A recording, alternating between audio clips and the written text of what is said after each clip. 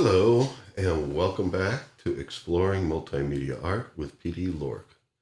I'm Dr. Lawrence W. Moore, your host, and this is Series 1, Episode 8. In this episode, we're going to look at some 3D objects and some lighting. Now, this tends to be a vast area, so I'm just going to be showing some of the basics, and we're going to make something beautiful happen. Okay, so here we go.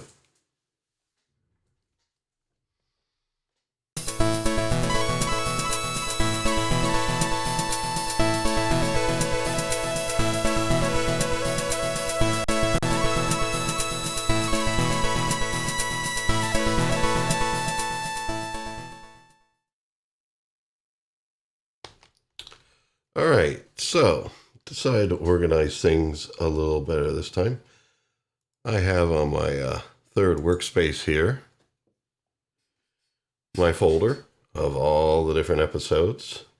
And for this episode, we're going to be utilizing the patch that we used in the last episode, although all we're going to take from it is the gem win.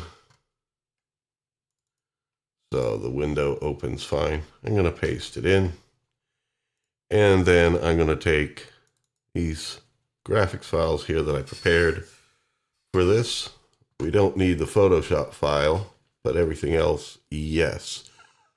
Basically, these are some patterns as well as color overlays with patterns that I made in Photoshop. They're 100 pixels by 100 pixels. And for my students in my class, I will zip these up and upload them to where you guys can get them. So I'm going to select all except for the Photoshop file. We don't need that. And I'm going to copy them and paste them right here next to our Pd-L2Ork file. Although what I'll probably do is rename this and say, this is called 3D Objects. And in fact, we have here Photoshop Textures plus one new thing, an OBJ file. It's a 3D object file, fairly universal format for taking 3D objects and being able to utilize them. And Gem, which we're using within Pd-L2Ork, does allow you to open up 3D object files and present it in the viewport. So, okay, we got our files. I'm going to open up Gem from here. Pd-L2Ork from here. Let's see. Going to open. Want to go to open with. Hold on. Let me make sure I have it selected properly. Open with. And Pd-L2Ork application. Now, what I'm going to do is the following, just to organize this better when I switch from one thing to another. Oh, boy. Yeah, there we go. All right. Is I'm going to go down here, and you guys don't have to do this. This is mostly for my presentation abilities here. I'm going to put the Gem window in one workspace here. Gem, I keep saying Gem, Pd-L2Ork. Its console I'm going to put there, and then the patch file I'm going to put over here. And then over here I have our folder. So let me select over here because this is what we're going to work with. Now this is obviously saving to the folder that we put it in. Okay, and so what I'm going to do is delete the stuff from last time except for keeping this. And for those of you who are, I'll keep the load bang in with the DSP on, but those of you that have not made Gem part of your startup for the package and you have the declare-lib Gem object here, keep that also. But we could delete this audio input for now.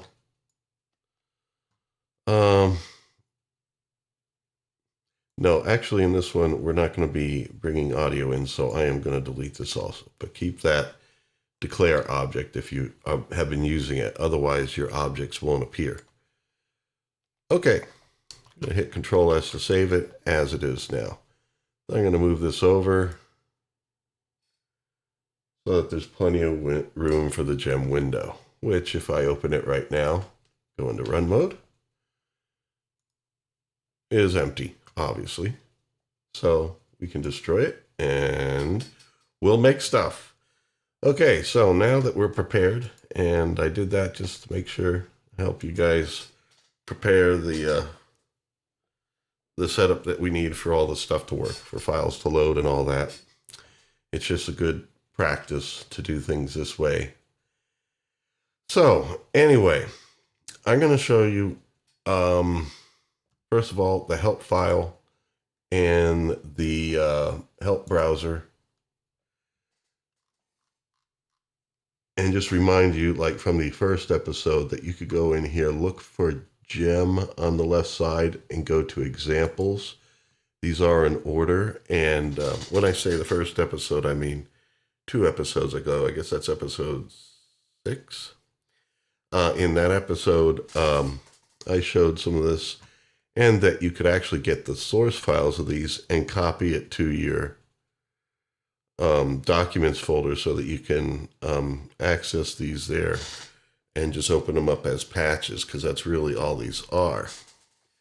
And in the basic patches here, I'm going to go a little beyond basic, but I'm not going to just go through these in general. I just wanted to point out, since we did finish with 2D objects, there is more than what we covered. And I just wanted to show you, like there's prim tri here, which is a type of triangle, but it's different than the triangle object. It allows you to do more. It lets you set the vertices, which means the coordinates for each point of the triangle. So you get 3 points that you can set.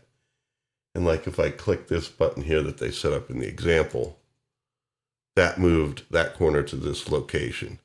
So you can make, unlike with the triangle object that only lets you make, square equilateral triangles, this allows you to position the points and make more askew triangles. Of course, you can feed these numbers in with number boxes, but they need to be fed into a message so that all 3 are sent at once. And you can even then assign colors to the different vertices. So I just wanted you to be aware of that. You're not just limited to the regular old triangle. And there's something called disk here that's 2D. And there's probably even more than these. And I haven't gotten through all of them yet in the 2D object realm. But I just wanted to point these out because it's simple enough for me to call these up. Now what this disk is, I know this doesn't really look much like a disk. It looks more like a pentagon. Basically, the disk is something where you can say how many sides are in it. And when the number gets higher and higher, it becomes rounder and rounder. When I hit 15 over here. And that goes into its second inlet here. And then its right inlet is, hold on, I need to zoom in, see this better.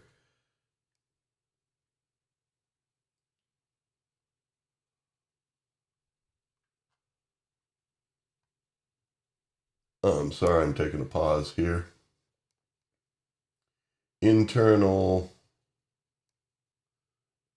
oh, I see what that is. But to see that, here you see how this is not a real number box. You can't change the number on it. In fact, since it's not banged in, I don't know that this is doing anything. Oh, wait a minute. I was able to change the number on it a bit. That is probably best displayed by putting it in edit mode. And remember, oh, it's got to be a message. I'm sorry. Cancel. I hit Control W instead of Control 2. Draw line. And this will show you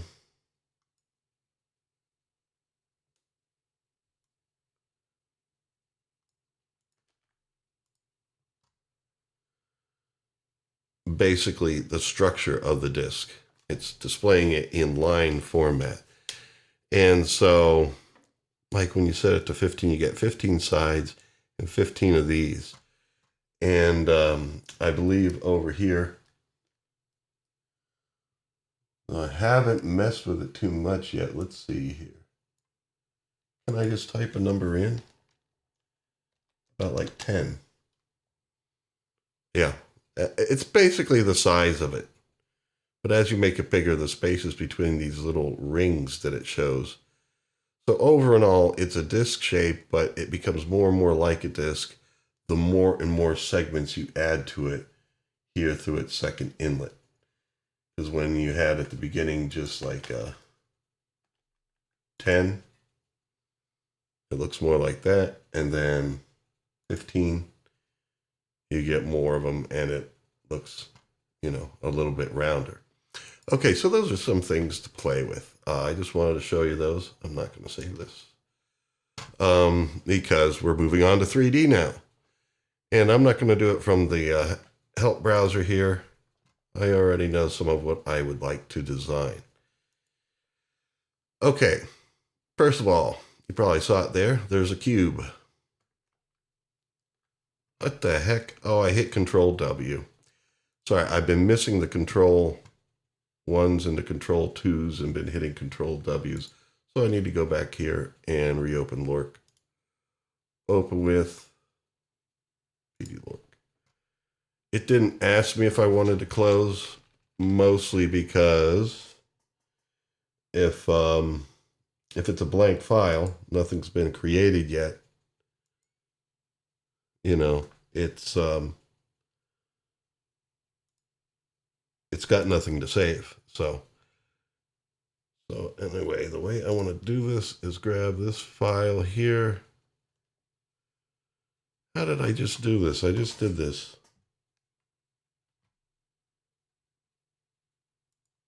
Yeah, I got to be in this workspace here. And then, all right, there we go. Trying to organize things better has been slowing me down. Actually, I put that in the wrong space. Boy. There we go. Then we go over here. Now we hit our workspaces button again. And now I want to take our patch and move it over there. Well, even though it wasn't blank, since I had it saved, it didn't give me any warning message when I closed it. So that's the deal with that. Okay, so anyway, we are going to hit the right button this time. We're going to make a gem head for the top of our cube. And we'll just make a cube, although we'll pop more information in. Now, with these 3D objects, I've noticed you don't have to put in creation arguments, but it might be a good idea. Creation arguments means numbers after the name of the object or other things that the object would read. Now, this looks like a square, but if we were to make a message box here, no, sorry about that, and type in draw line, move this over a bit,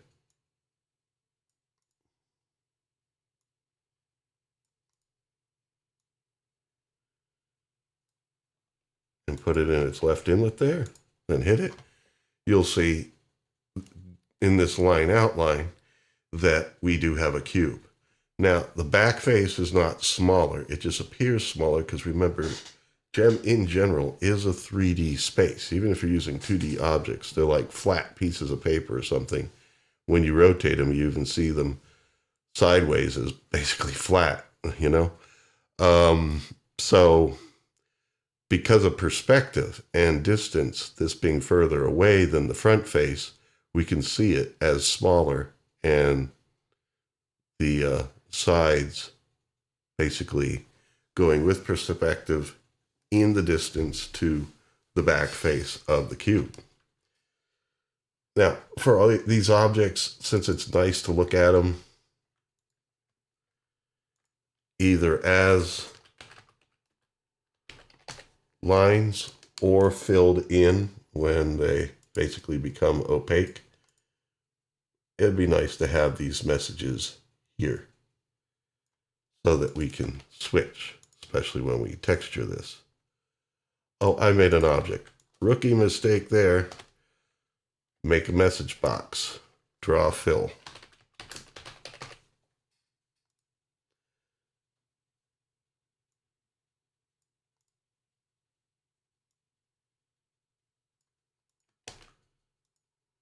There we go. But I'm going to keep it lined for now. Okay, so what can we do with this? Well, the right inlet here brings in size. I'll just show you that. But probably what we'll do is make the size that we want a creation argument. And then, you don't have to worry about changing the number boxes or having a load bang so that it loads up it's the size that you want. Of course, this gives you the option to, change the size. But let's put in, let's say 0.25. There we go. There's our small little cube. And you'll notice that the back end is now closer in size to the front end. And that would be because we've changed its size in all aspects. In fact, this would be best to be described as scale.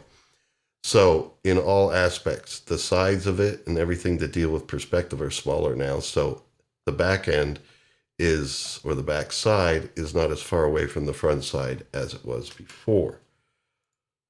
Let's find a nice size for, I want it to be big enough, but allow more room for other objects. So let's try 0.5. Yeah, I think we'll be good with that. Maybe 0.75. But I'll just type that in as a creation argument now, since I won't be changing that. Now, it recreated it so the line drawing went away. So you just tap this again and you get it back. Whenever you mess with the object, it'll just refresh and recreate it. Okay, so now with these 3D objects, you also have some of the things that we've been familiar with before, like translate, XYZ in caps, and no space between translate and XYZ. And then we could put in here, like we did last time, some creation arguments for where it is. By default, the cube appears 0 by 0 by 0. And so let's move it a little bit to the left. How about -2? Keep it still in the same horizontal. We moved it to the left horizontally, but vertically we're going to keep it on the same level. And then the same level z-wise, depth-wise. Basically at 0. You can move it closer and stuff with translate and move it further away because you're controlling x, y, and z coordinates. Hello. There we go. There. So now it's moved it over there a little bit. But look how it's a little bit rotated. Because this is a 3D object, the translate has moved it over a bit. In fact, we should look at this to see what happens when we feed in more values.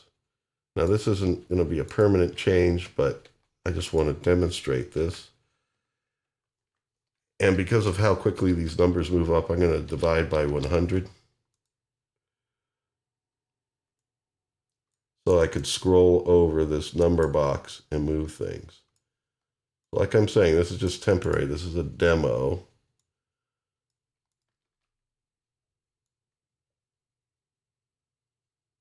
See, it's moving it left and right, but it's almost like it's somewhat of a rotation. Now, let's say you wanted to move it left and right and not have it seem like a rotation. I mean, we're dealing with a 3D object here. So the translate is going to work a little differently. So we're going to use rotate XYZ. And the default values I'm going to set to 0, 0, 0. Must have had a typo there. Yeah.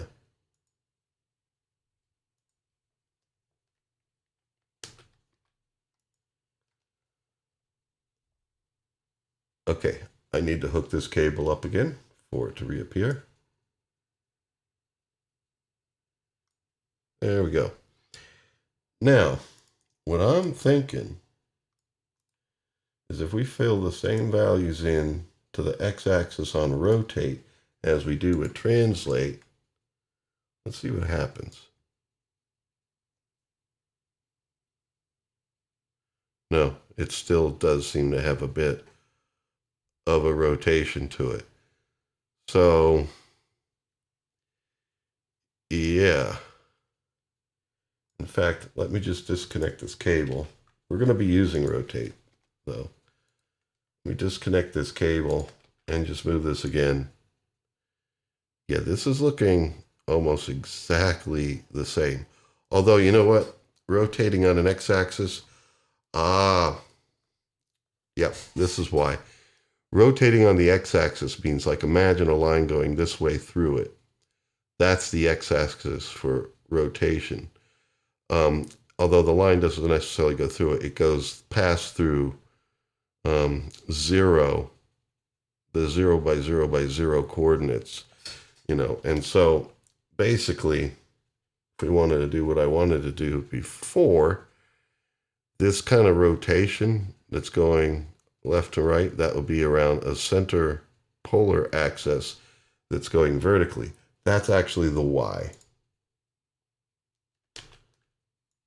But it's good you see this, because then you see how rotate and translate what is X and Y to each one of them is a little different. No, it's still. Okay, so that's something that in the future, as we explore more with these objects, I'll be looking at and seeing how, we can position things so that translate doesn't seem to rotate. I think a lot of it has to do with perspective in the 3D space. But at least you see translate XYZ and rotate XYZ can work for these objects. Now, here I want it to go back to its default, so I just kind of need to reinitiate this. 2, 0, 0, hit enter, and it goes back to where it was. Okay, so as we explore this more, I'll be putting more information out there in upcoming weeks, because as it stands now, even though I dabbled a lot with this, I'm seeing that, yeah, there's more to it than what I was, initially thinking. So anyway, we're going to make another object now. In fact, you know what? We could save ourselves a little bit of time by just selecting this. Oh, I don't want to select the bottom object there, so let me lower you. So I could just select this. Control D to duplicate, move it over here. And then what I'm going to do is type in here, instead of cube, we're going to have sphere. Now, sphere has some different creation arguments to it. So I'm just going to type the word sphere and clear out those other ones. As you see, sphere has 2 inlets here. And because our translate is the same, popped it right on top of the sphere. I mean the cube.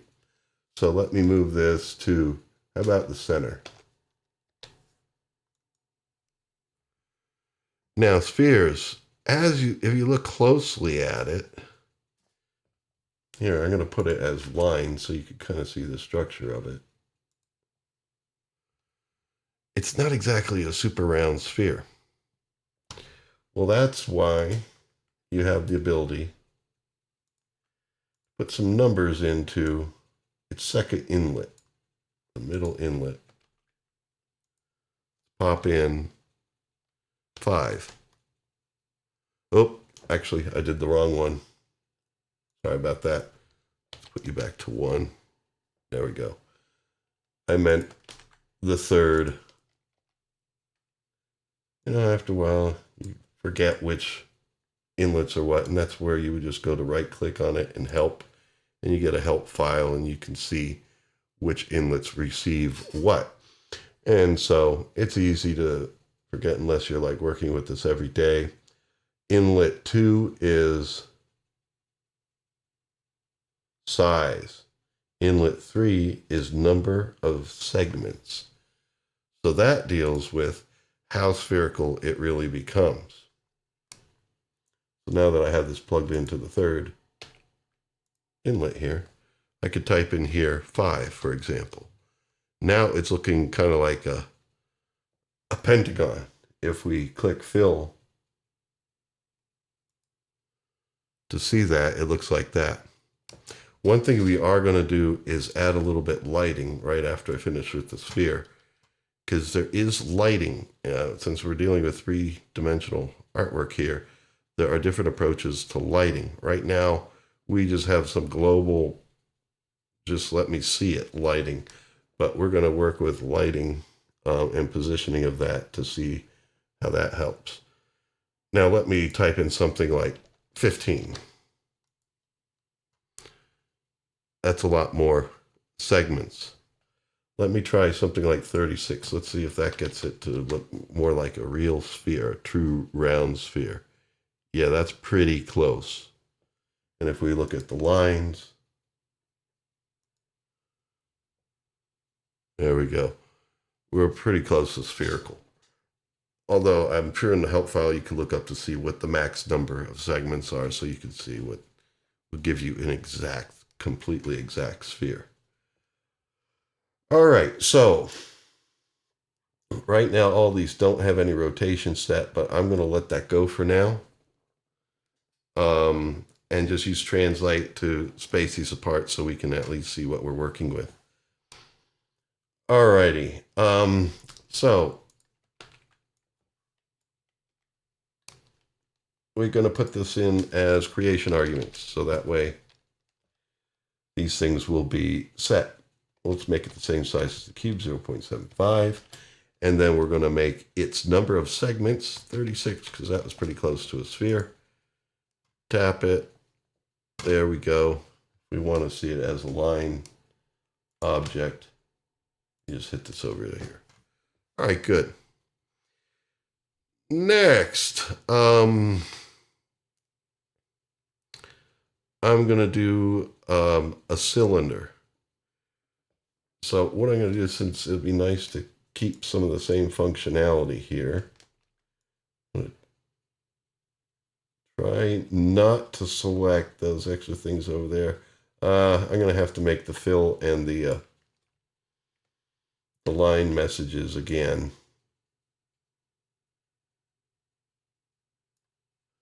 Or you know what we can do? How about this? Let's put fill and line in for each of them.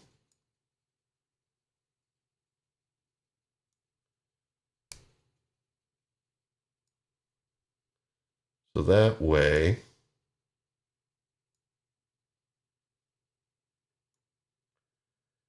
they all come lines at the same time. Now, since the message wasn't sent yet, we got a still filled sphere sitting on top of another one. But we're going to make this not a sphere anymore. And since we want to give it some space, let's put it at x coordinates 2, and then y coordinate 0, z coordinate 0. Now that moved it over. It's still a sphere. We're going to change that. We're going to make a cylinder. Now, I'm going to assume I know it also has size and segments. So I'm going to use those from the sphere.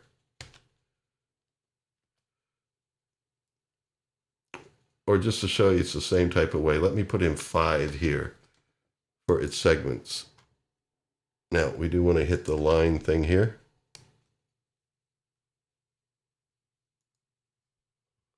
Look at that. That's what it's made out of. When you put in 5, it's not only 5 panels down the shaft of the cylinder, it's 5 sides. That's how that whole function works. Now, if you want it to make it look more like a round cylinder, let's change it over here to 36. Kind of like our sphere.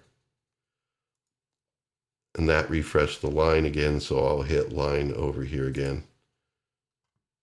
There we go. So that's looking more like a round cylinder. You notice how they all are kind of like pointing backwards, like to the point of origin. This is kind of rotated the same degrees this way as a cube is this way. And I know there's a way to change that, like have this actually rotated on its axis. I've done it before in Gem for a piece that I composed, and I just got to remind myself of it.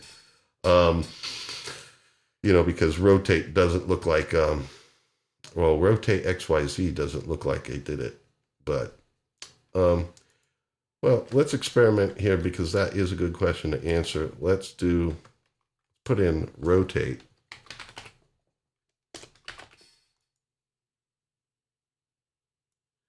Now remember, this works differently. When you do translate or rotate without the XYZs on it, it has an inlet for rotating in the middle, but its third inlet here wants a 3-part message, 3 numbers telling it what axis you're rotating. So I'm going to make a message box. Let's say I want to rotate on the y-axis. So that means we don't want to rotate on the x, 0 for x, space, 1 for y, space, 0 for z.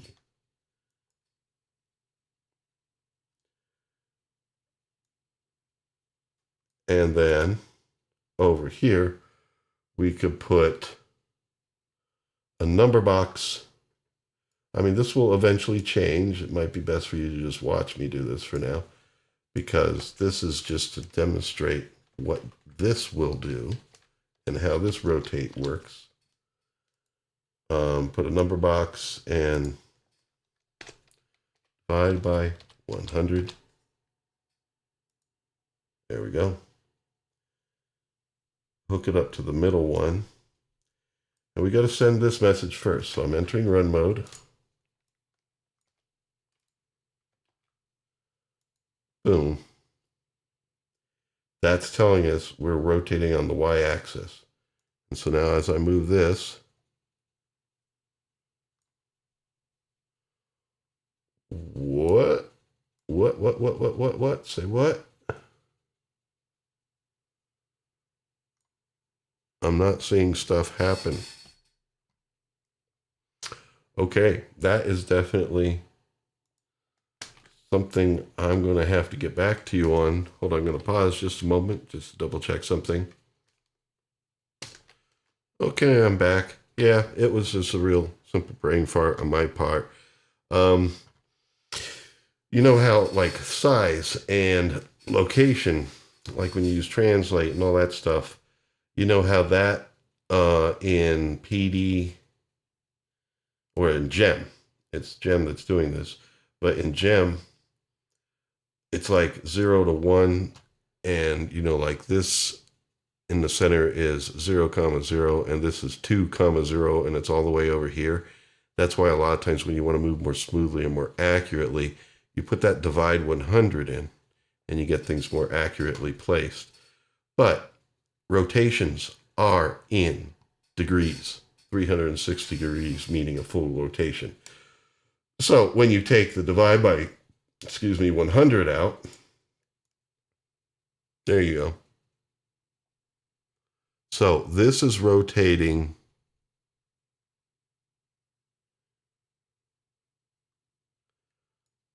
Let me make sure I sent this first. We want to rotate on the y-axis because that didn't look like it was. There we go. That's rotating on the y-axis. The vertical axis going up and down through it, and it's rotating around that. Okay, so there we go.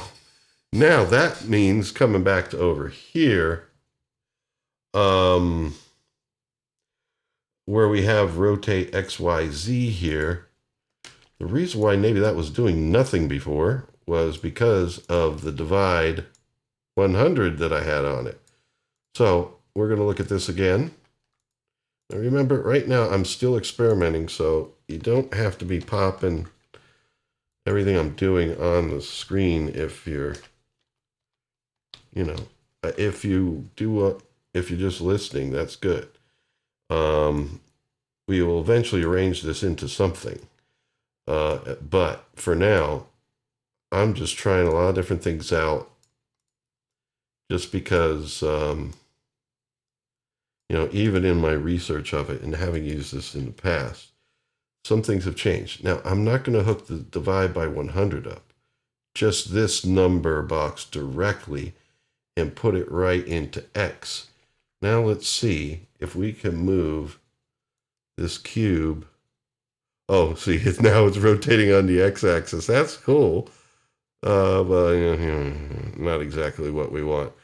All right, so you can use rotate or rotate XYZ for all these things, but the way you use them is different. You got to use a message in rotate to tell it what axis you're doing. In rotate XYZ, down here, basically you get your 3 inlets for X, Y, and Z axis. It's in degrees, 0 to 360. So, well, and 360 would end up right back where you came from. So, yeah, there we go. So anyway, I'm just giving myself a little more real estate here. I'm going to move all these over a little bit and just try to put in one more here. So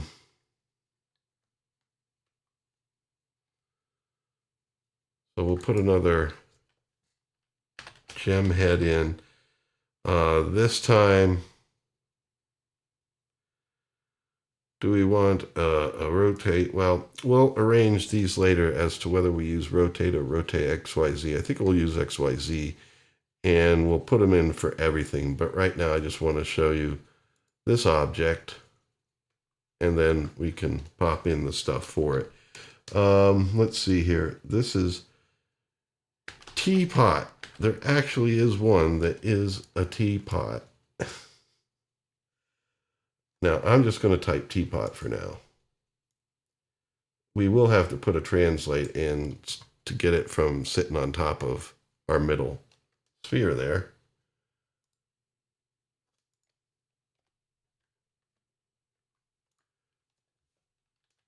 Translate, no space, X, Y, Z. There we go. And I'm going to put it at 4, 0, 0. Or how about this? 0, 2, 0. I just deleted that Z there accidentally, so let me pop it back in. Alrighty. We'll just use that just to make sure, it's not covering other stuff up and we can see it. Missed.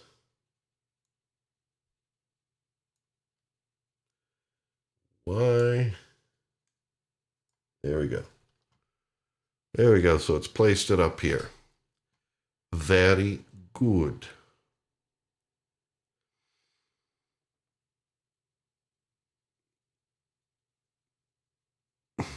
Now,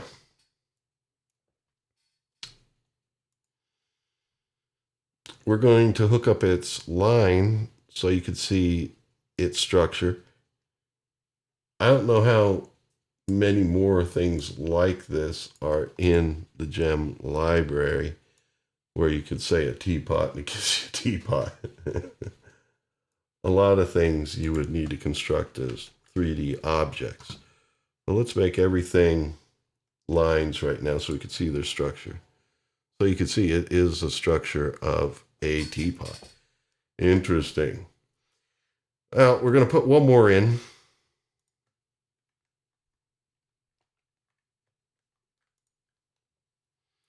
And this is going to be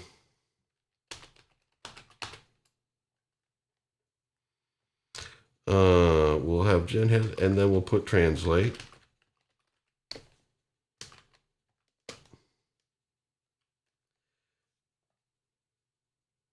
And then we'll just put in the object itself. Now this is something that's in the folder. I'll just show you over here. We're going to be using our folder for the first time and the files in it. You see we have Venus. Venus.obj is right here in the same folder with the patch that we're currently using. So what I'm going to do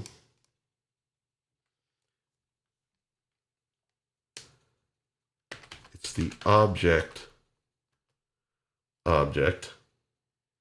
and you type in just the file name, venus.obj.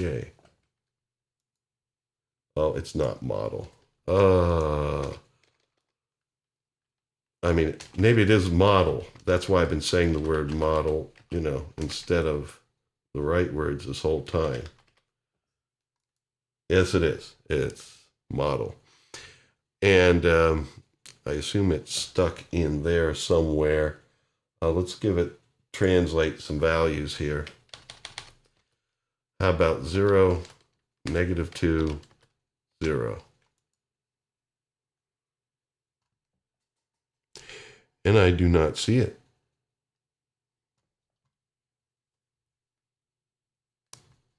Make sure I don't have a typo here. Where in the hell? Venus. Okay, that would be the problem.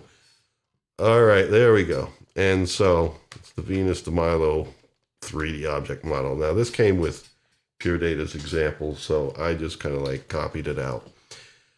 So anyway, this can be rotated, translated, just like any of these other shapes. So you can use 3D object design software to make your own object shapes and just load them in as OBJ files, so long as you save them as OBJ files.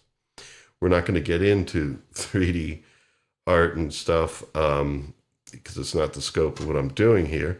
But, in the future, when I explore the series further, I will probably work with some 3D object design for some things. But right now, let's leave that there. Let's see if we can get a line structure on it. Oh, for crying out loud. Please give me the, there. Goes to the left inlet of the object of what you're displaying. Now we're going to clean this up because I've basically shown you objects that we're going to have, and then we're going to make them do something. Fill, line, there you go. See all the things in line design. All right, now what we're going to want to do here, just so we don't get lost with the space that we have here, is we're going to put some of these things inside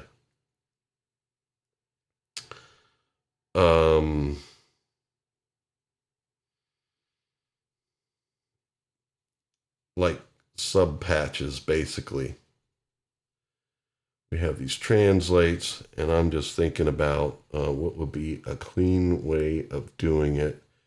We have our translates, and we want rotates for just about everything. So this is what we're going to do. I'm going to delete these temporarily because we don't need the cobweb in the way. But we're going to basically put those back. But there's no problem with just typing in a couple messages again. So we're going to do here, we're going to type PD. And we're going to say sphere is what I'm going to use as the first one. And I'll tell you why in just a moment. Here, we can get rid of the PD window, or the gem window, destroy that, and just use this up here to put some things in. So we're going to take sphere from out here and move it in this subpatch.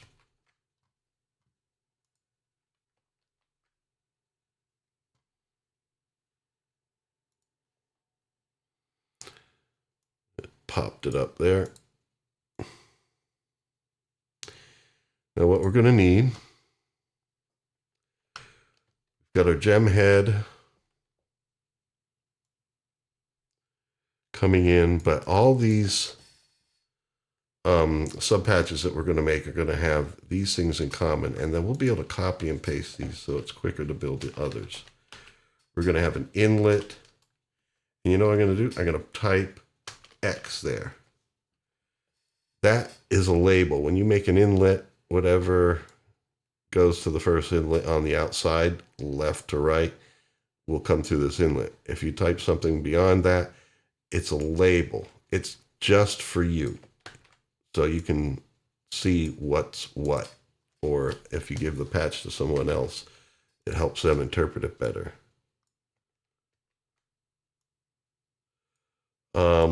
X, Y, Z. And then we're going to make 3 more. Because we want to be able to, from the outside, translate and rotate all these things.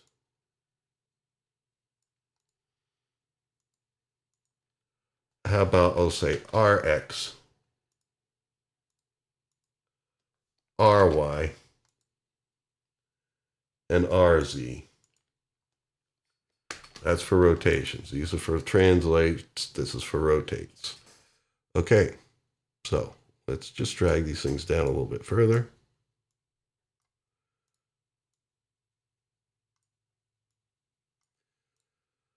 Man, there's sometimes Pd-L2Ork doesn't respond as well as PD Vanilla when I'm trying to drag something. Okay, so our X is for translate. Y, translate. And Z, translate. Now, let me make this deeper. And we'll be able to copy and paste this and just put in the different object names, so it won't take long to make this a few more times. Rotate X, rotate Y,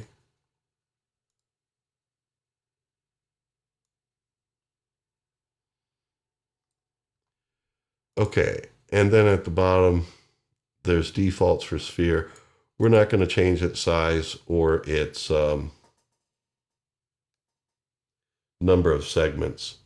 Those are all good.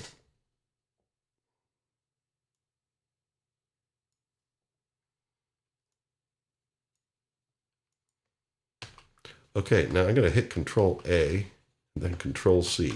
That would be Command A and Command C in Mac to just copy.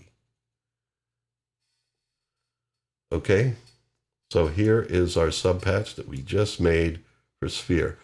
I'm going to put this on the left because that is what we're going to use. Now it's just faster if I just delete that. We're going to put it here because we're going to have patching above to rotate these things and do some cool stuff with them.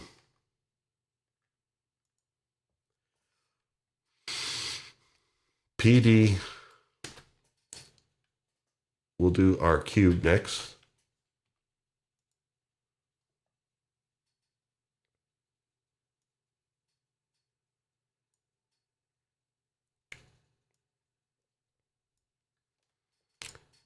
And actually, before we Control V, I just realized there's one more thing that we can add to this that I had already prepared for. Because you'll notice in my file folders, I have some textures and patterns to put in. And they're all named by each object. So the way to do that, remember, is in a gem list, you know, from gem head down to the bottom. You got to load in the image first with pix_image. And then the sphere, it's called sphere_texture, all lowercase, .png. And then I'm going to make an object for what textures it. And it's pix_texture. That's the thing that actually does it.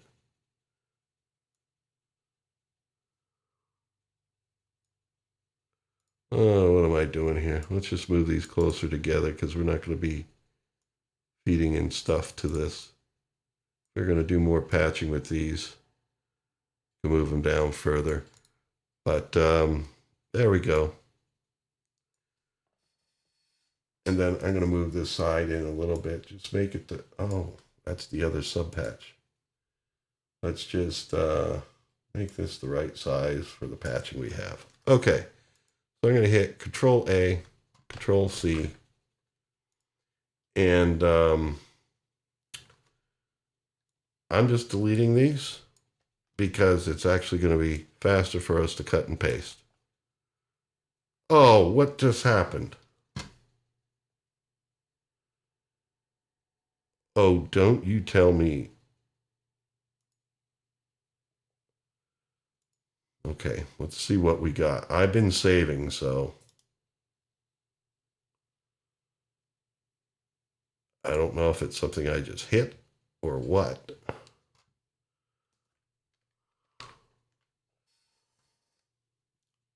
All right. Looks like, yeah, we still have most of it. It's just when I deleted these things. So let's select and delete. Hit Control S. I'm going to be hitting Control S to save a lot. Delete this and delete this. Alrighty. And put you over here. Control S. And now let me make sure this is up to date.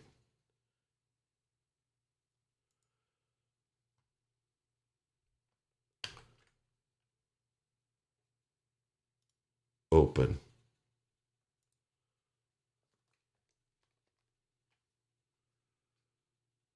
2, 3, 4, 5, 6. No, but it wasn't long to put this in. So, pix_image,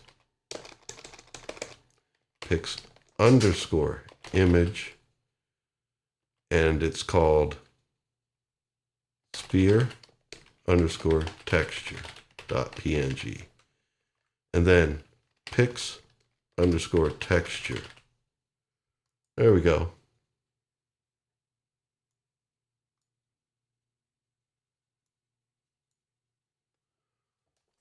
Save again. I'm going to save frequently now.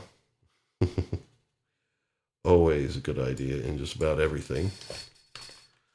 All right, now I'm going to put these back on the workspaces that they belong on. You go in there, and you go over there. Okay, good. We're back. Now, actually, I might as well make sure this is displaying properly.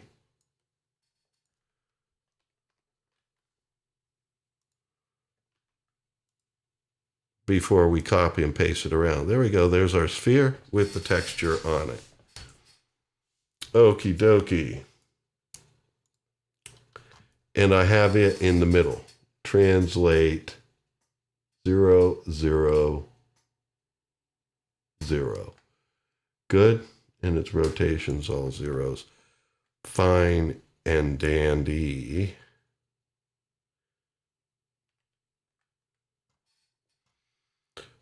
Alrighty. Now, we're going to put in the second one. In fact, what we can do is just duplicate this. Get the Control A stuff, just duplicate this. We're going to call this PD cube.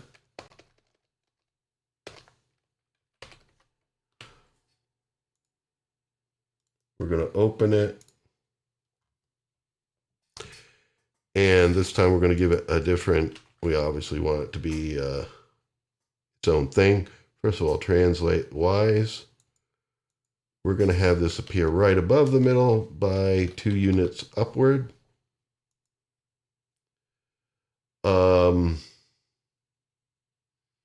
We need to change the texture file name. And I named it cube texture, cube underscore texture.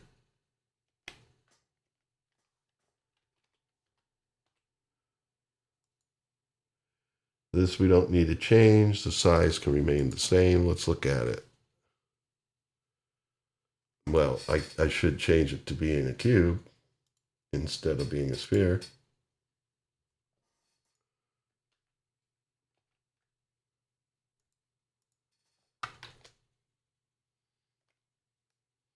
Now, another thing to consider at this point, which I think I will also do,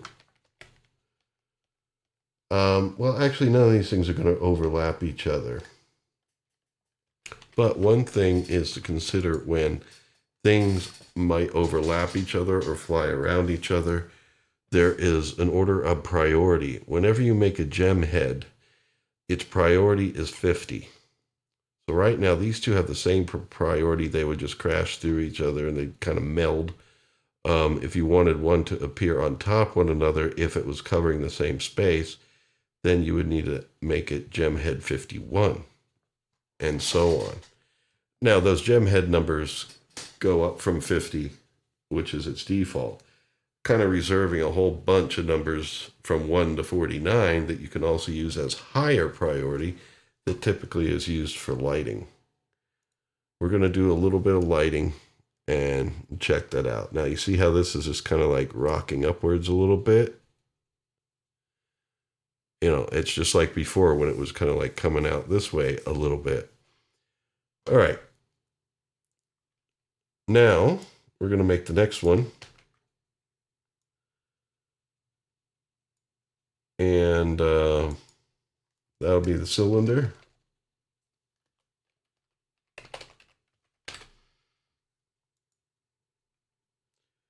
I'm going to open this up. But these aren't going to cross each other, so I can leave them all at 50. All right, translate. Let's make this 2, 0, 0. So this will appear to the right. We need to change its file name here. I made one for it. Cylinder texture. And then right here, we're going to type in cylinder.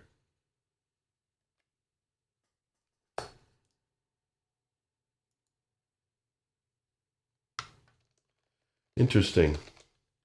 I kept the creation arguments for cube. I don't think that second number really will do anything in cube. So there we have our cylinder, and it's all textured up. Now, what I am going to do next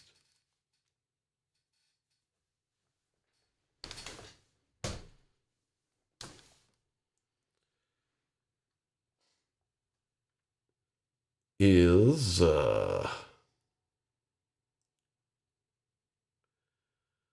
look at this cube here just to see. Yeah, it doesn't need the, I don't think the 36 will do anything for it. It didn't mind having it there, but I also want to make sure it doesn't affect anything else. Okay. Next, let's put in the next one. Just 2 more to go in getting our full complement of objects that we know so far in here. And I'm going to call this one model.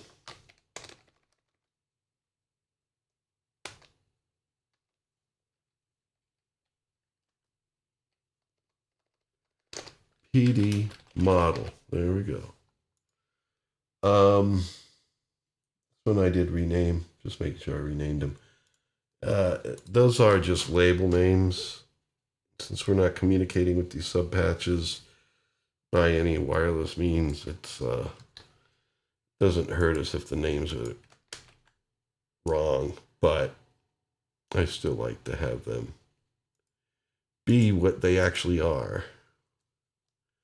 Okay, so now this is going to be 0 and -2. This will appear at the bottom now.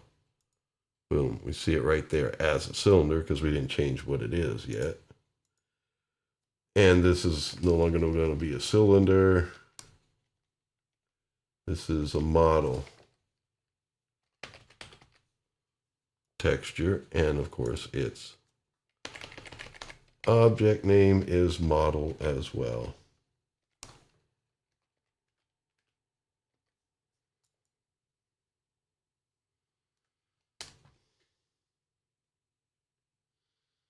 Yeah, the object didn't take MODEL, right? Well, that's what it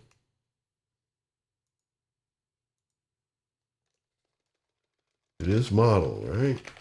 That's what I did before.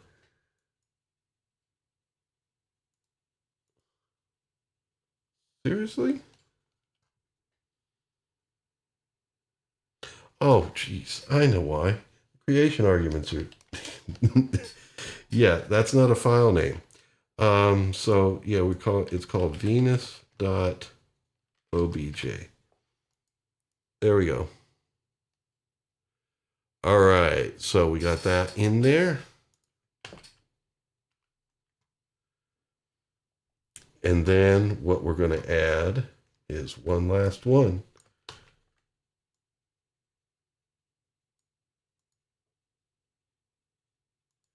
And this is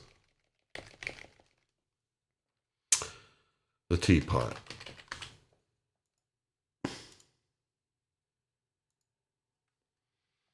So over here in translate,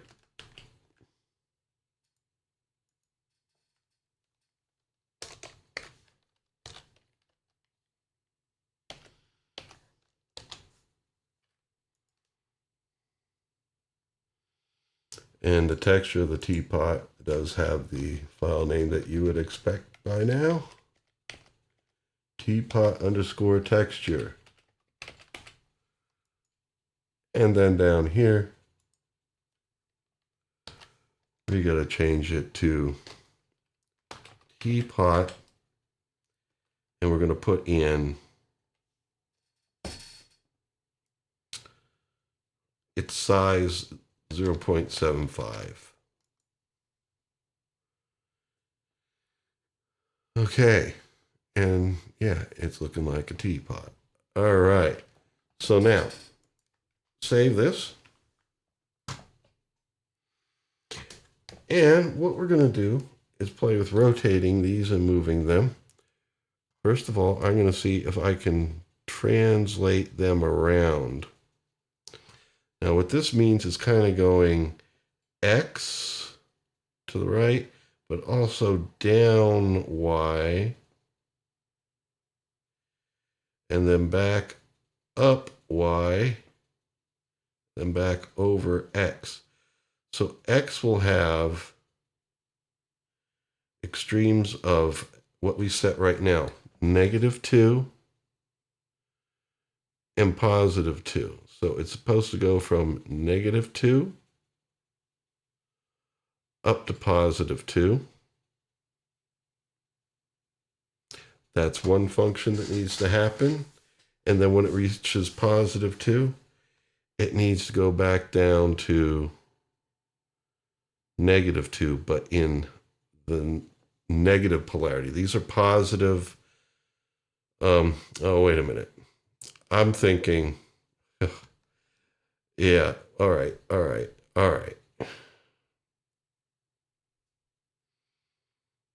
I was thinking about rotating all these things around. Hold on, let me think about a cool thing to do. I'm going to pause the video just a moment. Okay, I'm back, and basically, I know what we can do with this. Kind of do what I was thinking about doing. Kind of worked it all out. All right, first we're going to need to make a metro object. We'll put in a creation argument of 1000, which we can alter based on beats per minute later. But right now, I just want to kind of like get the concept going. The metro is going to connect to a float object, this float box right here. All right. Now, the float box is going to connect to an adder. And given the way units are done in GEM, we're going to add 0.1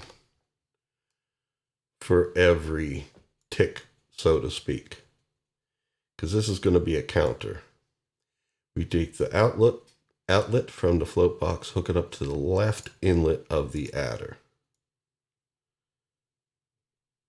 Okay. Just so folks can see. And I believe I can click on this and actually just arrow down. No, it doesn't work. The PD Vanilla has that. I was just trying to get these to line up, but if they don't, they don't. All right, so anyway, and then the outlet from this adder go to the right inlet of float. This is going to count for us. And I'm going to put a number box to the side here so we can see what the count is.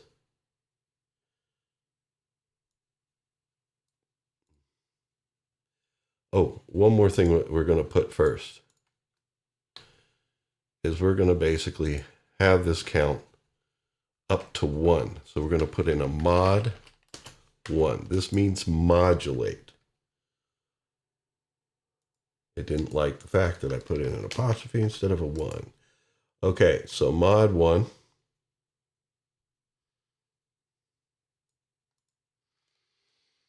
And what this does is this modulates, and this is what we're going to hook the number box up to so we can see where it's at. Basically, Metro sends out a bang to the float box that tells it where to go to.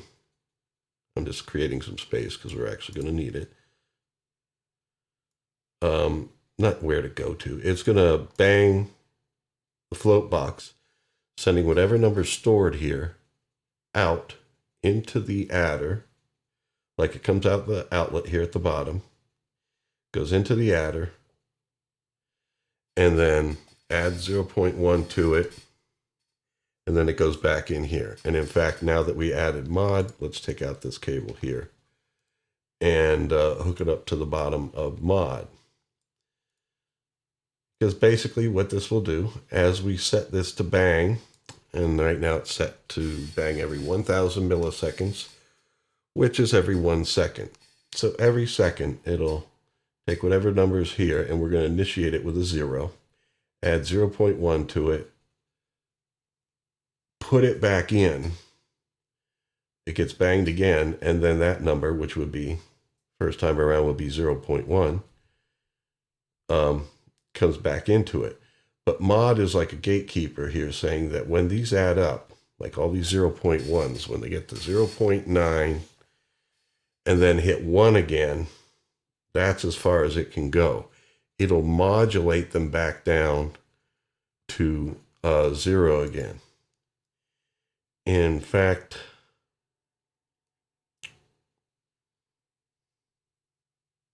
I'm going to have to see this. This number here might need to be 0.941, and we'll find out from our first try. Here's where we can read out what numbers we are getting.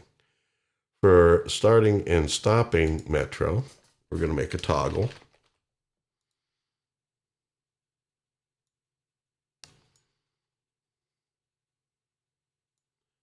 Hook it up. Okay. And that starts and stops it. Now let's see what numbers we get.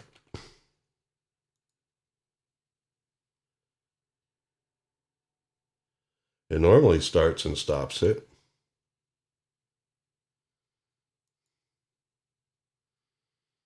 A lot of times I use bang and stop messages, but maybe in Pd-L2Ork it doesn't use the 1 or 0 thing. Or maybe, you know, the first time around it needs a 1 in there.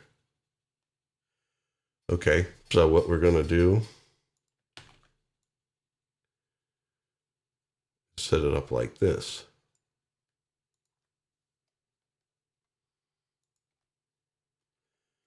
Below this toggle, select 1, 0. That means this left outlet, if a 1 comes through, it will send out a bang. And what we want it to do, first of all,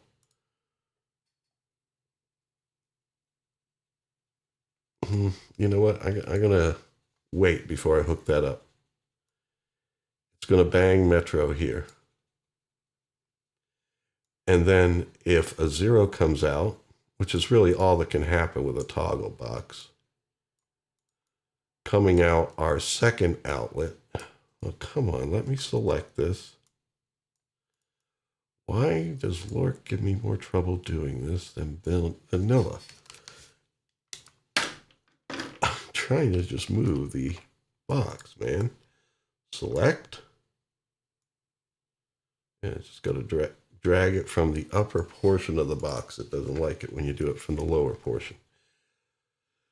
Okay, and then 0 is going to bang a message called stop. No, you're not closing. Sorry, hit the wrong shortcut there. A message called stop. And that should stop it. Please. There we go. Hook it up. Yeah, I need a little more space here.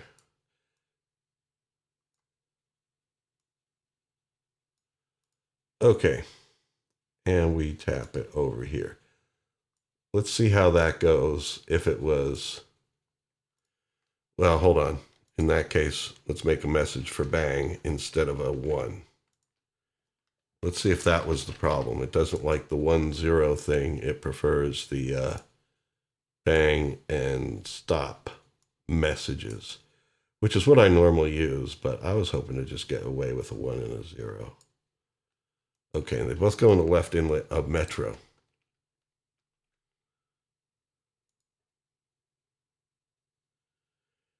And we are still not counting. Let me double check what's going on here. Yeah, and let's get rid of this extra message box here.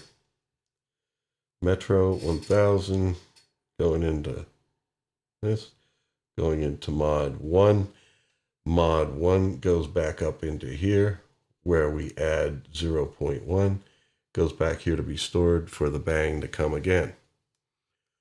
Okay. Maybe we do need to put a 0 in the first time around, which means it'll need to be to the left of the bang. The 0 will need, no, to the right of the bang. The 0 will need to be there to start. So we put in a 0. And we could hook it up to the same 1 here as the bang.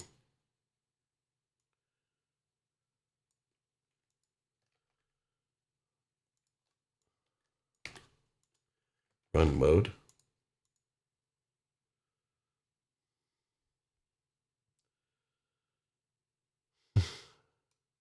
I do this all the time. Why are we...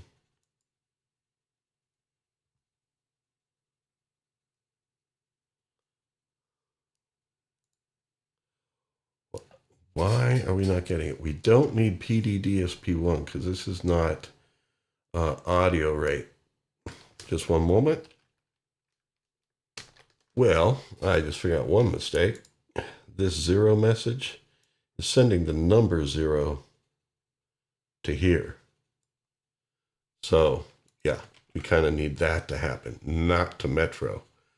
0 and 1 do turn Metro on and off. I just checked the help file. It's the same in Pd-L2Ork as it is in PD Vanilla, but well, since we already have the bang and stop in, we'll just leave them there. And here, let me do this. Let's circumvent mod for the time being.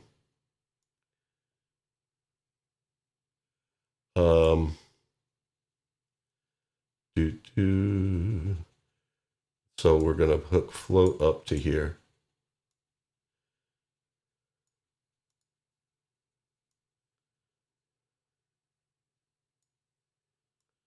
Let's try this. Off and then back on again. Okay, we're going to 0, 0.2, 0.3. Yeah, we're doing it now. Stuff is happening. But as you see, it would just keep counting up forever. You know what I mean? So we don't exactly want that. We want to use mod. But maybe it's out of here. Disconnect that cable and let's put mod 1. Connect it to here. And then up here. Now we're going to refresh this. 0.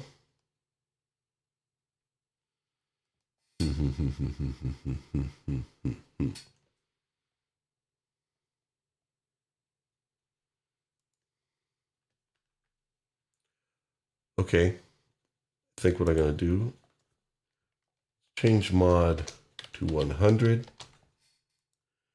And change the adder here to +1.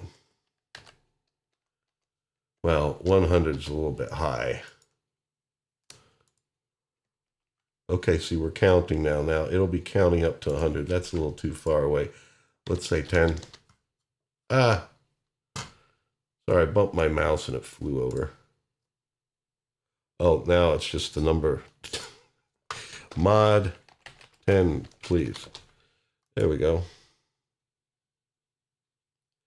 And you see it did swing it back around. It's kind of 7, 8, 9, 10, 1, 2, 3, 5, 6, 7, 8, 9, 10.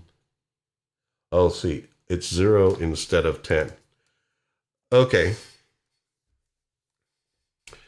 Well, we're getting it to count to 10 just fine. I think the problem with mod is it doesn't accept floating point values. It needs to be integers. And so when we were counting up from 0 to 1, it didn't like that. So instead, we're going to count from 0 up to 10. But we're going to make this mod 11. 6, 7, 8, 9, 10, 0, 1, 2. Okay, so we're successfully counting from 0 to 10. Good. Now, what do we want to do with that information? Well, for these guys, it's not going to be a heck of a lot of good doing that kind of count. What I'm going to have is a second cable coming out of here, giving us numbers that are better for what we're doing over here. And then we'll hook this number box up to that. I'm not going to have these numbers go back in here because this is giving us a good circular count from 0 to 10.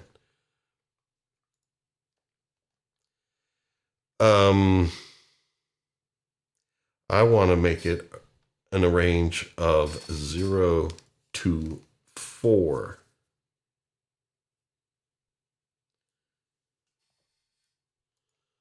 So what I'm going to do here is change it from mod 11 to mod 41.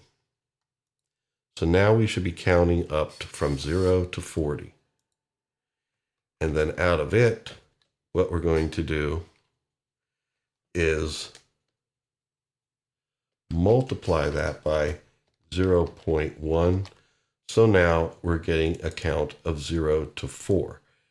Going gradually, but, nevertheless doing so. And then we're going to add another to this, where we're going to subtract 2. So it's going to really be counting from -2 up to +2. Let's delete this cable and see what's coming out of here.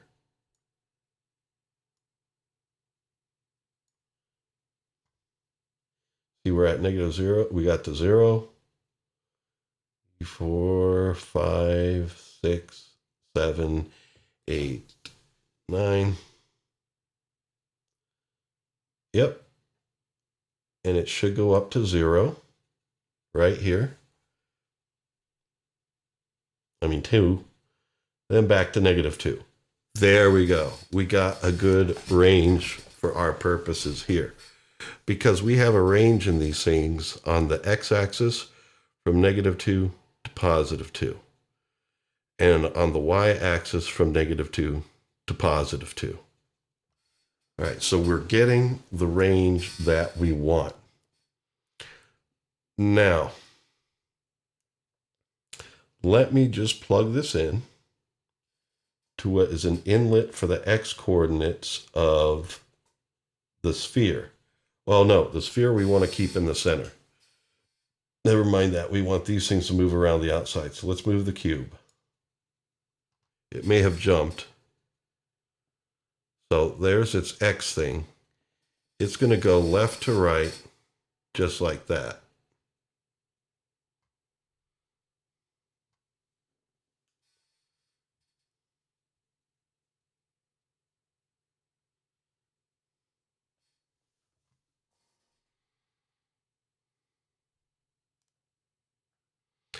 And when it reaches 2, it should go right back to the left here.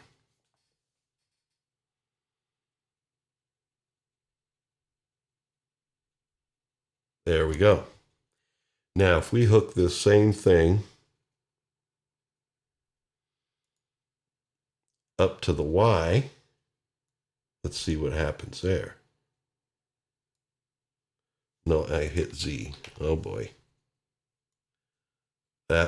That's just throwing it back. I'm going to have to, yeah, it's back there now. All right, so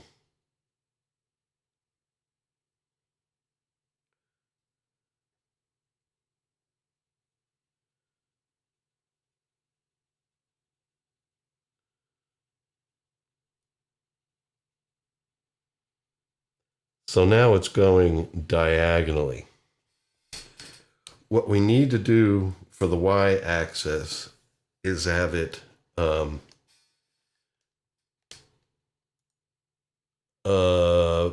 be different. Where, well, it's going through the same range, but at a different time. So basically, let's work this out. When x is at 0, y should be at 2 or -2.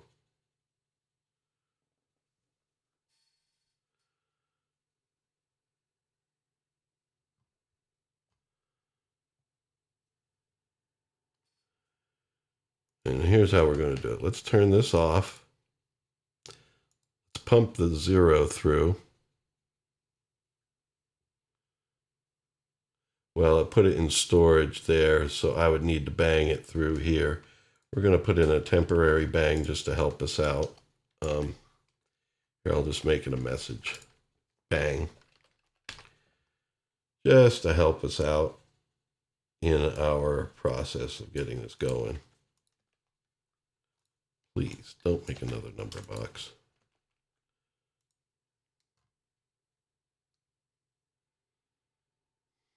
Oh, it banged at 0, so it's behind the sphere. No, it's on the teapot now, because probably its y is -2.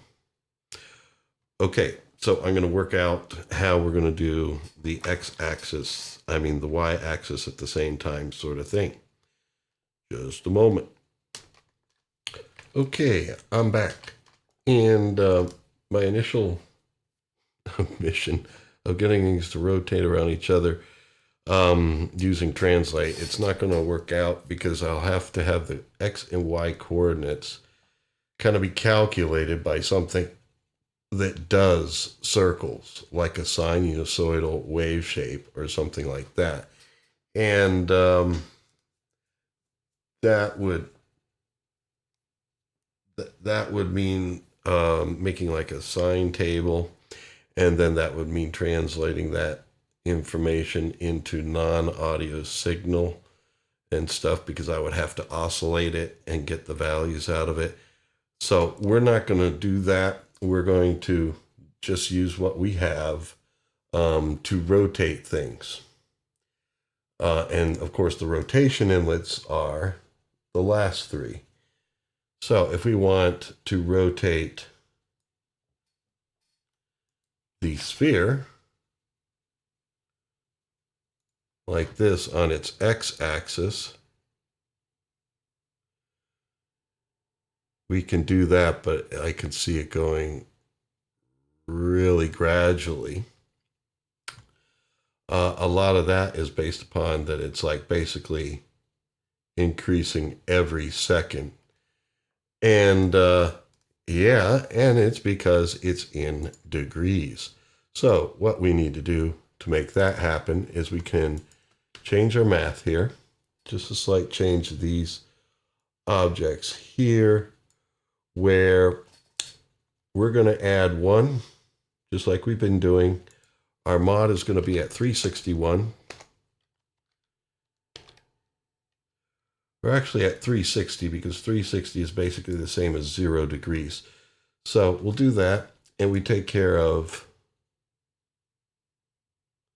the math here. Now I see a cable coming down here.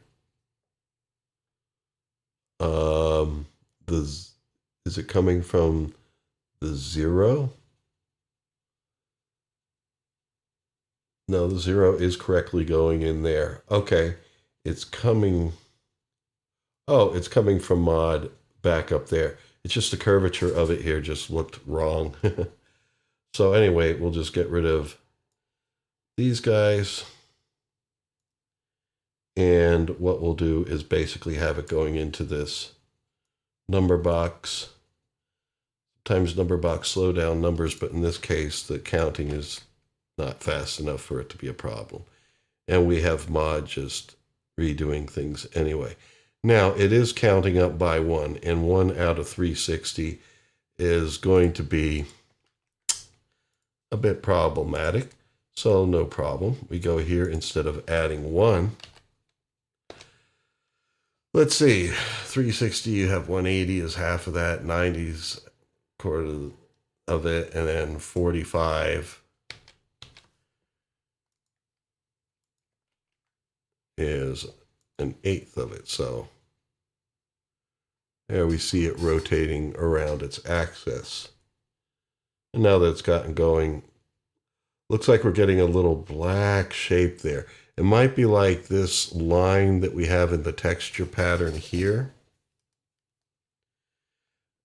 is appearing like a seam on the sphere. But since X is this way, this is like if a planet was rotating on its side like Uranus. So what we can do is have it rotate around its y-axis.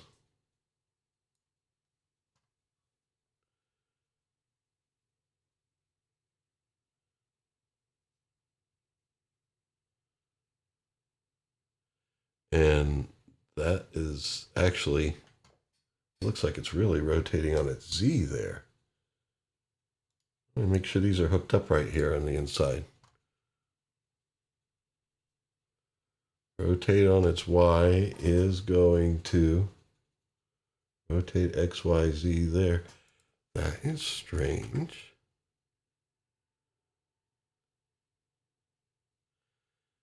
It looks like it's rotating on an axis that goes from me to back, or like from the perspective of the viewer going back. That is weird. Let's try Z. There, that's kind of like what we want.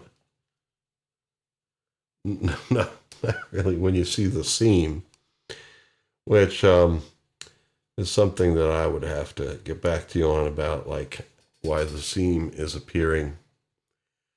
Maybe the texture graphics file needs to be bigger. I think these are, actually I think I made them 200 by 200. So that might be why the seam is appearing. But yeah, it's definitely rolling across an axis. It's like this. So yeah, it looks like X did look better, even though.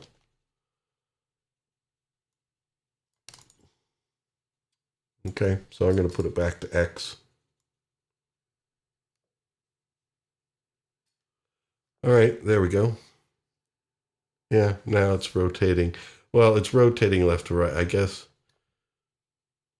I don't know why that seam appears like that, but it's rotating left to right, kind of like on a vertical axis, which is what is confusing me about it. But at least we're getting what we want there. And we could plug this into the rest of the x-axes here.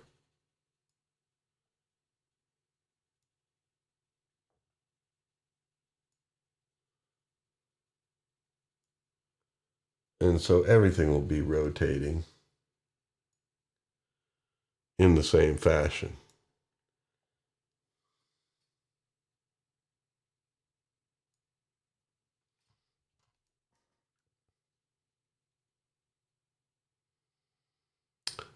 But they're basically going in faster degrees, like each second.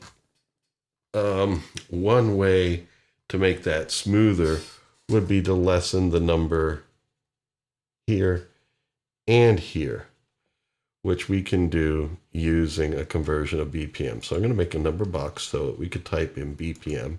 And since this is audio related, we want to be able to also see how we can use this musically. So the first thing I like to do when converting things for Metro, at least, is Metro is you got to give a number in milliseconds for how quickly it clicks. BPM is beats per minute. Like 120 BPM is 2 beats per minute. I mean, 2 beats per second, but 120 beats per minute. So the first thing I like to do is convert it to beats per second by, say, divide by 60.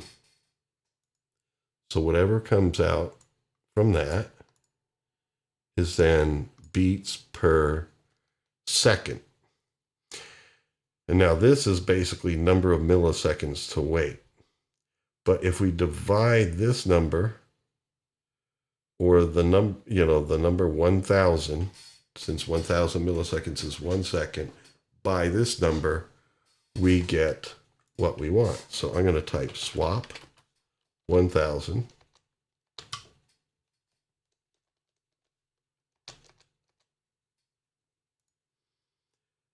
The number will come in here in beats per second. It'll come out here on this end, and the number 1000, the creation argument, comes out on this end, where it'll connect to a divider. And then I need to connect the right outlet here, and we get beats per minute. And if we want to see that, we can make a number box. I'm trying to click on you, hit Control-3, makes a number box. Puts it right in line. So that would go in like that. And so now we could type in beats per minute. Let's say you have a song that's like 90 beats per minute, 1.5 beats per second. There we go. They're rotating at that speed. And fantastic. Now, what we're going to do is, if we want to adjust how many degrees they rotate, well, we could simply just put a number box here. And you just type it in. Or move it up or down.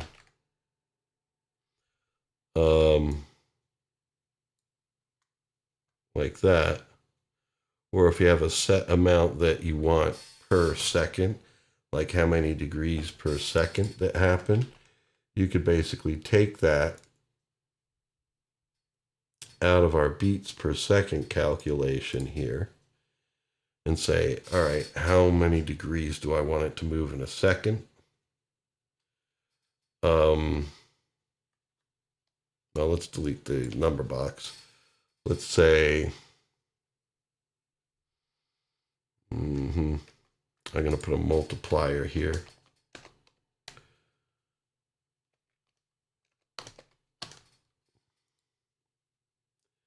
And so our beats per second are coming out of here. How many degrees do you want per second?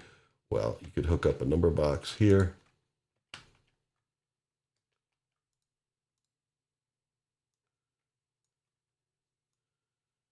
And then you can have things going with the tempo of the music. Now, I didn't design this as a, yeah, and it goes in down here. I didn't design this as a really aesthetically pleasing thing that you necessarily do, but I wanted to show some different 3D objects so you could see them. And then, you know, show some transformations of them. I'll get back to you on the mapping because I see a seam in the cylinder as well as a seam in the sphere. I don't see it on the object here, and I don't see it on the teapot. Well, maybe a little bit there. It might be that the texture somehow, the way I made them in Photoshop, there is a bit of a seam there. I will let you know by dropping a comment below, or let you know at the beginning of the next episode why the textures weren't seamless, so to speak. But we can, for example, when I see the figure of Venus just kind of rotating on an x-axis, it makes me want to change that and have it rotate on a different axis.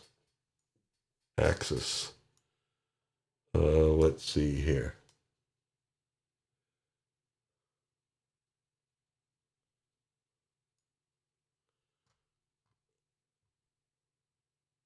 Yeah, now she's rotating around, which I would say is on the y-axis, and it is. That's what I plugged it into here.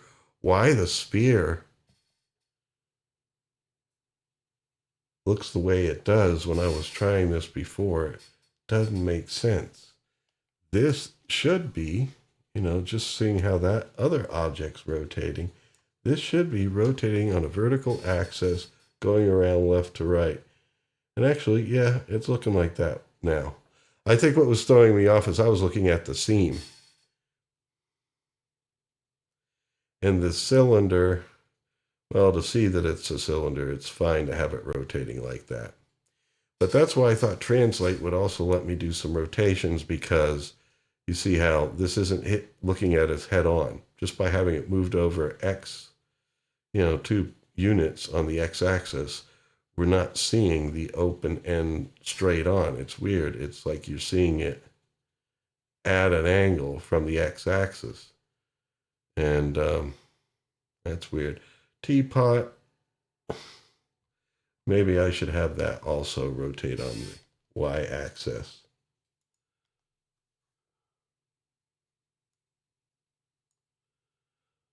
But okay, just one more thing. I want to put in lighting. What we see so far doesn't have any lighting, really. Now, since the teapot was already in a rotation, here, let me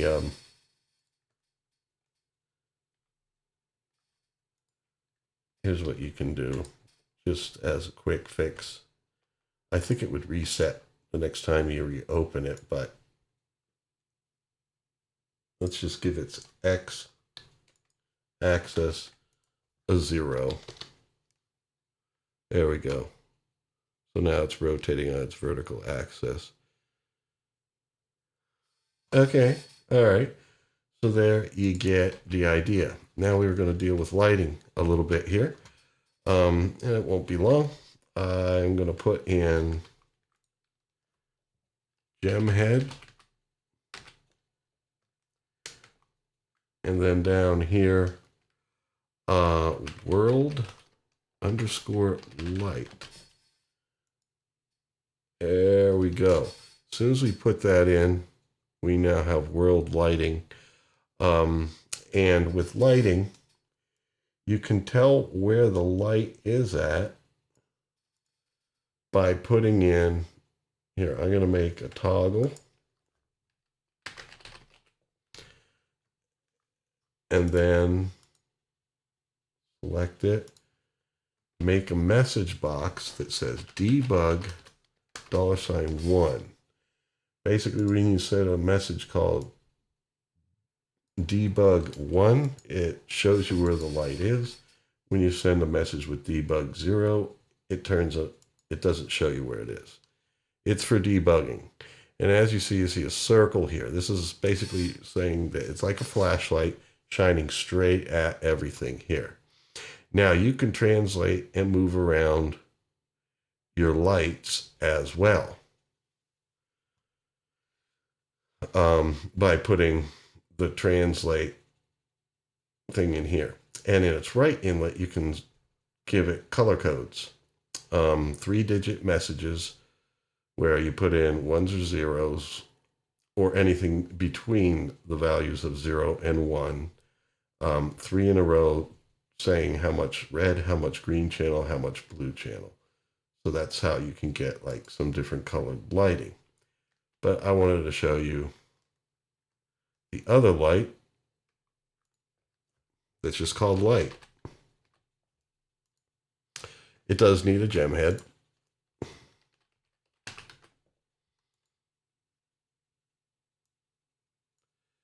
These can be toggled on and off with just a toggle. Oh, and it created it up there. Stop you. Down here, I want to make an object that's a toggle. And just pop it in here. So I could turn this off. Debug shows where it's at, makes it visible. But the toggle just turns off world lighting. Now, since we have a light up here, we can copy our debug mechanism.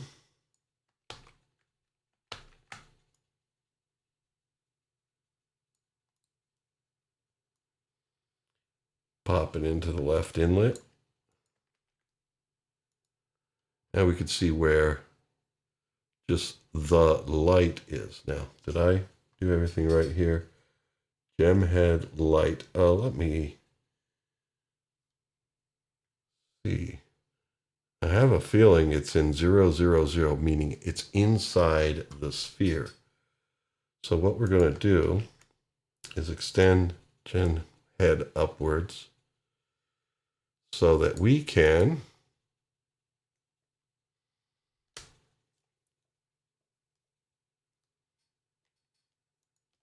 translate to move it. Translate XYZ. Let's put it at closer to, let's put it at 2, 0, here. Oh, that will be underneath something else. How about 400? That would put it on the right side. I think 4 is still on screen. If not, I'll try 3. There we go. And debug is showing us where it is. So you could get different lighting angles on things by doing that. Another thing that we can do with this, and I think this will be the last thing that we do, turn debug off, but leave it patched up like this.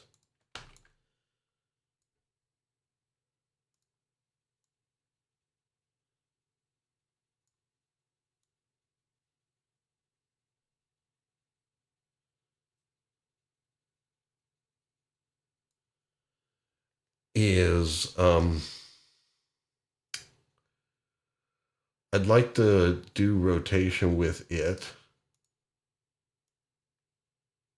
because I've done that in the past before for a piece.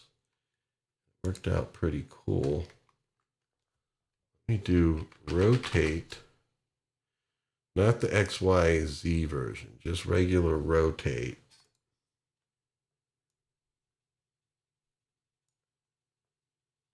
Now remember, this is in degrees. We're going to have a message come in and tell it to rotate on the x-axis.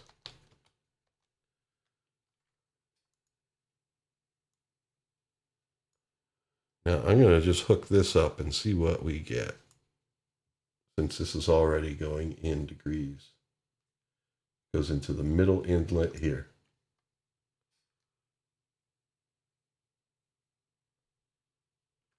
Now let me see. Let's turn on the debug, see where it is. Yeah, it's just rotating on its axis, so you're not going to see a hell of a lot that way. But what if we change this to a world light?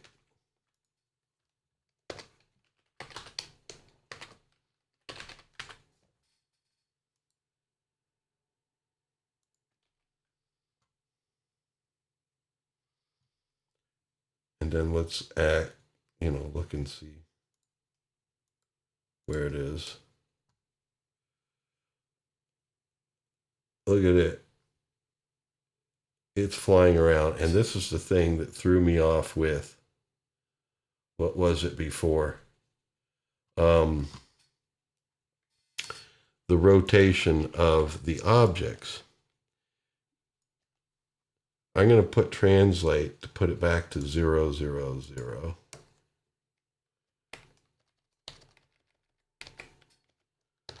But, I just wanted to show what these different functions do. And now you see it's rotating around the whole structure. It's not rotating on an axis like the little flashlight that it is. It's rotating around the whole darn structure. And since it is a flashlight, we're seeing it at a certain distance,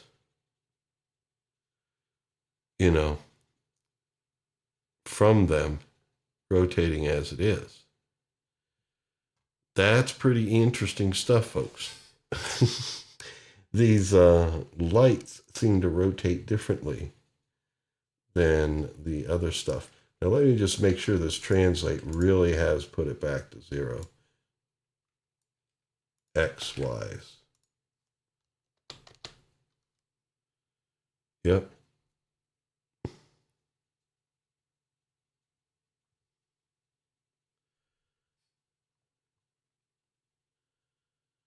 So that's something else you can do. You can rotate your lights and all that kind of jazz.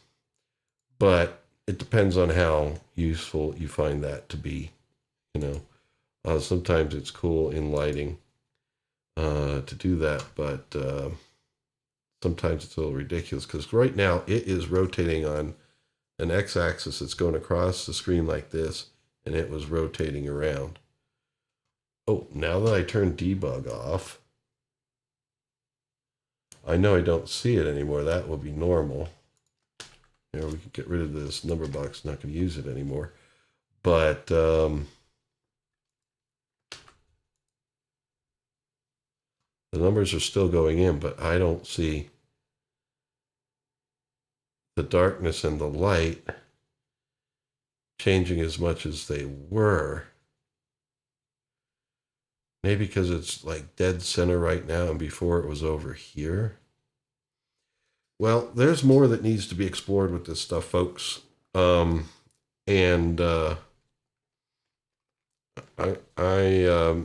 week I am going to be doing, if I can, and it's because in some of my trial runs, I was having issues with the video functions in Gem. I'm going to see if I can get a decent thing put together with using the webcam. If that doesn't work out, we'll continue on with graphic objects. But otherwise, I'll do that. And then in the final two episodes 10 and 11, I will go back to more with 3D objects, because it is a fascinating realm. And the thing is, right now, Gem does have its quirks. Of course, I have my quirks and stuff like that. So we gotta, it's a multi-parter in exploring this, because there are some things that, even from the Pd-L2Ork help browser I'm trying to do in Gem, and I put the same thing in it, and stuff doesn't happen. So it's one thing that needs to be explored. All right, folks, and that's why it's called Exploring Multimedia Art with Pd-L2Ork. All right, folks, for my students doing the assignment, there would be one last thing I'd like you to do, just so this stuff, does happen automatically. If you got things patched right, I guess we don't have to load bang this on. I could just turn it on and set a BPM value and set a value here. I guess, no, there's nothing more to do, but the patch should be in this state as it is, and that'll be good. Thank you for joining me. I'll see you next time, and maybe we'll be doing some video stuff with webcams and interactivity with that. It all depends on whether those functions in L2Ork still work. All right, folks, take care.